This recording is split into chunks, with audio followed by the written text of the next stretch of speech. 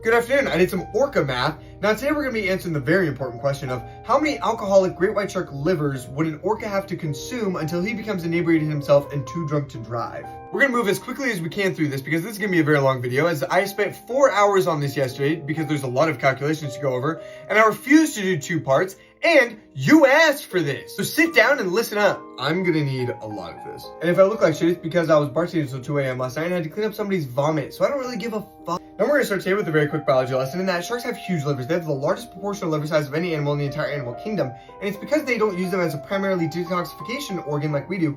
They primarily use them as a buoyancy organ because they are very high in fatty oils, but that also means that they are very high in nutritious value if eaten, which a pod of orcas in the Gulf of California have recently figured out and started attacking great white sharks for their livers only. Now in my shark math video that went viral, a lot of people were asking, okay, so orcas are eating shark livers.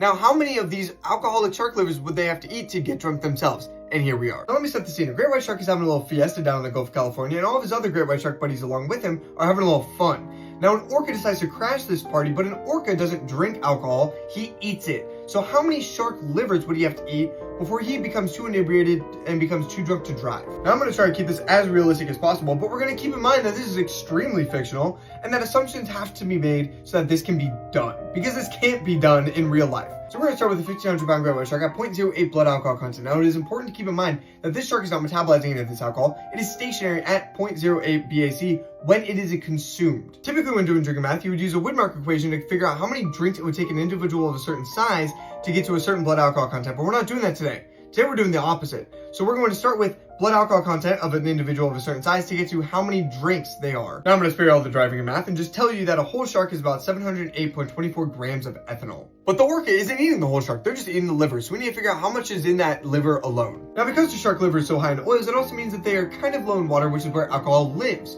which means we're going to adjust for that and bring us to a total of 70.8 grams of ethanol per shark liver. This is a lot of ethanol. So now we can use this number to figure out how much ethanol it would take to get an orca drunk. Now an average orca is about 8,000 pounds and 60% water, which means it's about 2,178 liters of total body water content, where the alcohol is going to disperse throughout its entire body when consumed. So now with all of this information, we can use our Widmark equation in the correct path. Now with all of this information, I'm very excited to tell you that an 8,000 pound orca, it would take about 25 drunk great white shark livers to blow a 0.08 blood alcohol content and be considered too drunk to drive. They're not called killer whales for nothing. Okay, but this orca is trying to drive home. How long would it take for him to sober up completely before he's ready to safely drive? Now we're going to bring reality back into this a little bit and use Kleiber's law of metabolic scaling in mammal size. Also, we're going to realize that they probably have less alcohol dehydrogenase in their liver to break down the alcohol because they probably have no exposure to alcohol, and so there's no evolutionary reason for them to have a lot of alcohol dehydrogenase.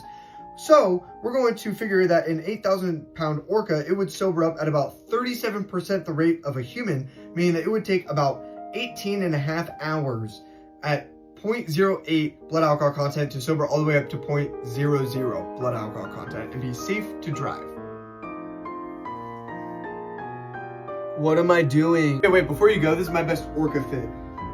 Did I eat these shark livers or what? Thank you. Bye.